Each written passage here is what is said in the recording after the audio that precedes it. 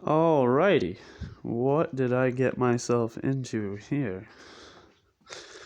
This is my truck. Uh, I got her on blocks right now because, I live in the Northeast and I drive a Chevy pickup, and yeah, good lord, is it bad. I just made up this cross member, which is like the front fuel tank cross member, we'll call it. This was already on the truck. This is a beam from a house. These are cracked. I think they were just held on by the bed, honestly. That is a piece of 3-inch black pipe, like, gas pipe or water pipe or whatever, which I am leaving because it is still good. I'm going to redo that shock mount, though. Where it's welded into the frame, it's good. Surprisingly. That is a piece of pipe I had laying around, which ended up fitting right inside. That's why I'm leaving that pipe, because I didn't have enough of this, and it ended up fitting right inside of that. So, fuck it. It's just a shock mount. Redoing the rear cross member too. That's why I got that 2x4 in there, just kind of, holding everything straight while I work. Because what I'm doing here is plating. I'm plating off that rear hole completely. My bumper bracket mounts to the top hole there. So this is a better view of what I plan on doing. So plating off this hole. Gonna catch all of these holes except for what I believe is the top one. Whatever one the bumper mount goes to, I'll leave that. So my plate's gonna look like, like that or whatever.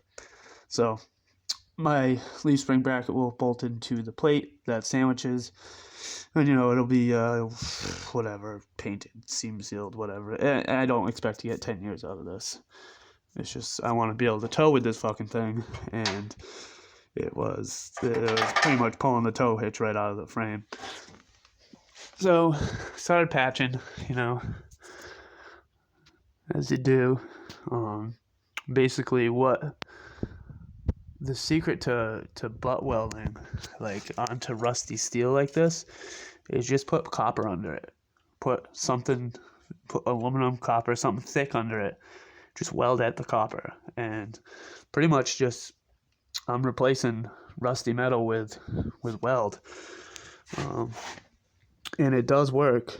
And I'll just weld it from both sides, weld it from the top and bottom. I'll do it from the top with the copper under it, and then weld it from the bottom. And I mean, it's how I've done it my whole life, and that patch will outlast this truck for damn sure. I'm gonna leave that. I'm gonna leave that beam too because it's good. Yeah, obviously I got the bed off of it. I got things to do with the bed too. But yeah, I got my shop kind of closed right now, so I got the quad in here and whatnot. This guy, I did some cutting on this. I don't know where any of it is, but I made this angle plate and had my angle grinder hooked on a little thing, so I was able to basically make a track saw out of my angle grinder and cut a dovetail on a piece of thick steel, which is right there. That's the dovetail I cut. Still gotta do it to the other side. So yeah, it's coming along slow. This is this isn't important. That's the lathe project, if anybody. So I did find a gear rack though, and a gear. This pipe here was actually part of a stair lift system, and it had a gear rack welded to it. So I cut the gear rack off of it, and that's gonna be my gear rack for the lathe. But leaf spring shackles and brackets are good. They've been replaced with crappy Dorman parts, but do still exist. It's not like they're gone completely. You know, all the plating on the inside of the chassis is all rotted out. All of it is gone. The only thing that's left is this one, and it's mostly gone. This was something I did to hold this cross member in for the time being, which it's bolted and sandwiched on the bottom and clamps to the cross member, which it did work for the time being. And I did pass inspection, which is pretty sad, to be perfectly honest. But yeah, so this truck is inspected until next year. However,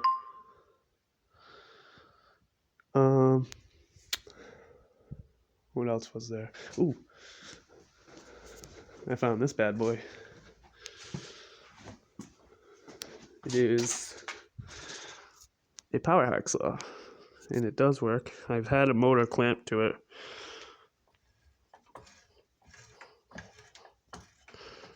I think I'm spinning it backwards, but you know, you get it. You spin the thing, it turns the gear, which turns the crank, and I have to figure out this. I don't know if this is, I think this knee here is supposed to go that way, and this gear is supposed to go that way instead of this way, and then this little clicker guy makes more sense. It actually applies pressure to the blade every time the thing goes around. The whole eccentric thing pushes on a little finger, and then, you know, this and that. The quad's doing good. The dirt bike's out in the other shed right now. This shed's being renovated. We needed more room for activities. So, you know, the music studio, get the kibosh. And I just cut myself on something. I don't know what it was. Oh, blood. Yeah, I made this on a press. I just, you know, pressed that flat and put that in my bender, my pipe bender, bent those. Looks OEM. And then this, I'm leaving. Like I said, it's welded. Welded. This one's gonna weld in a lot better because I cut out everything that was rotted, and it fits nice and tight. This one, this is just gonna be a plate here, and then my cross member is gonna be welded to that plate, and then my things will be bolted through the plates, you know.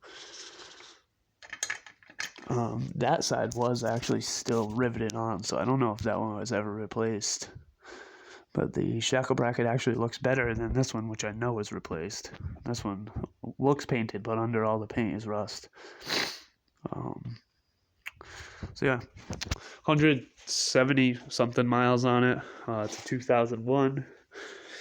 And honestly, this is one of the best ones I've seen. Hold on, let me get on the other side where the really bad spot is. You can kind of see it from here, but my camera is just so shitty. Hold on.